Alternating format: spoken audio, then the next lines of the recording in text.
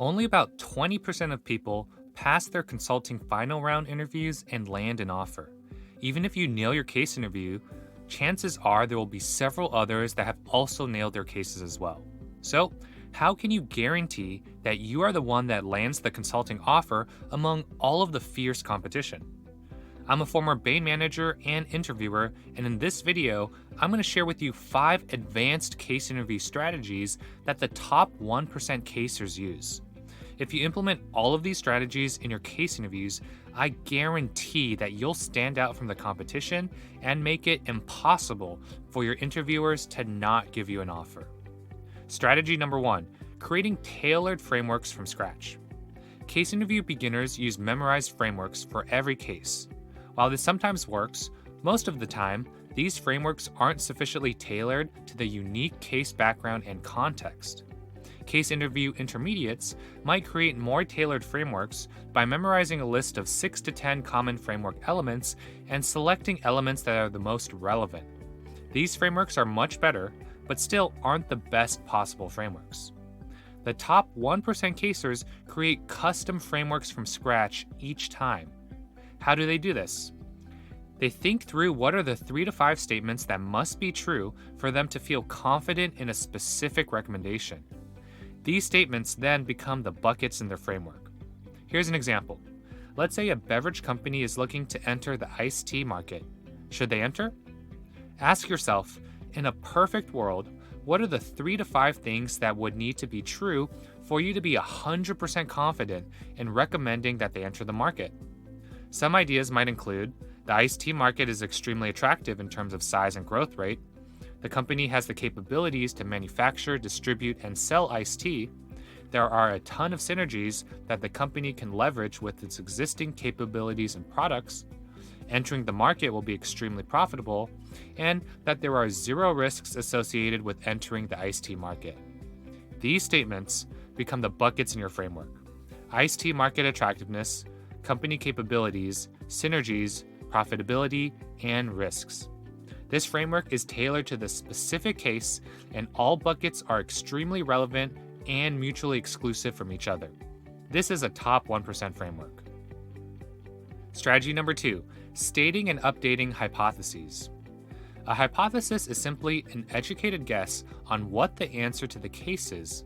Case interview beginners and intermediates don't really think about what the answer to the case is until the interviewer asks them for a recommendation at the end of the case interview. However, the top 1% casers will state a hypothesis very early in the case, sometimes as early as right after they present their framework, even though they have very limited information.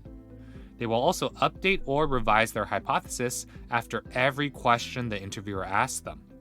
Case interview beginners and intermediates don't do this because they're scared that their hypothesis will be wrong. However, remember that even if your hypothesis is wrong, that still gets you one step closer to the correct answer. You won't be penalized for giving a wrong hypothesis as long as you are revising and updating it whenever you get new information. There are several benefits to stating and updating hypotheses throughout the case. You demonstrate that you think and work like a consultant. You guarantee that you are focusing on the right parts of the case, and you always have a work-in-progress version of the final recommendation. So, make sure that you are using a hypothesis-driven approach throughout every single case interview. Strategy number 3, proposing next steps. Case interview beginners and intermediates are good at answering specific questions that the interviewer asks. However, what they are missing is taking the next step and thinking about, what is the next logical question that needs to be answered? What is the next piece of analysis that should be conducted? And what is the next risk to consider? To be a top 1% caser, you should be proposing a next step after answering every single case interview question. This shows that you take ownership of the business problem.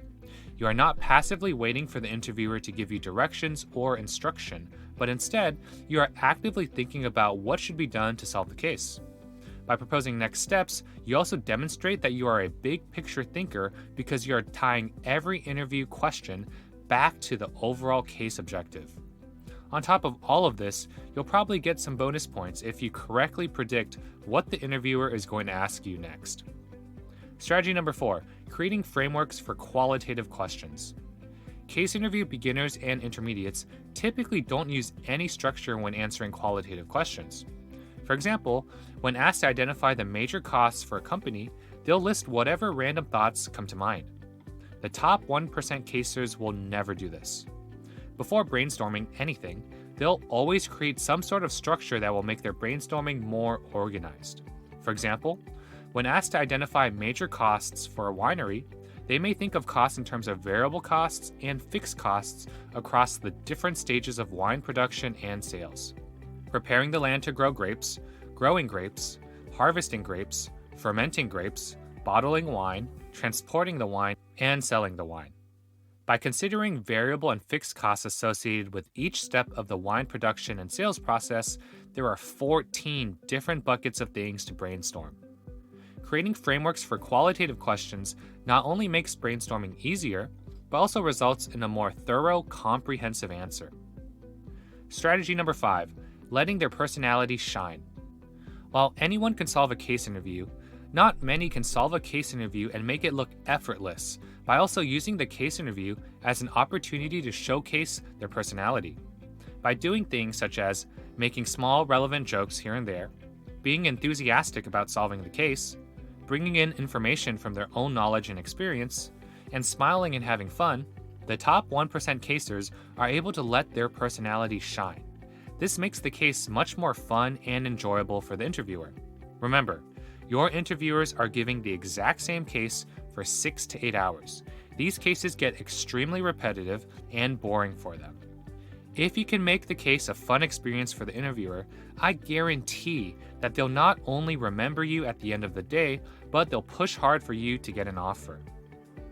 If you can implement these 5 advanced case interview strategies, you will be unstoppable in your consulting interviews. For more case interview videos that will teach you how to be a top 1% caser, make sure to subscribe to our channel. And if you need help with the consulting recruiting process, we have you covered. We have a full suite of resources to help you land consulting interviews, pass your case interviews, pass your behavioral or fit interviews, and ultimately land your dream consulting offer. Check out these resources in the video description below.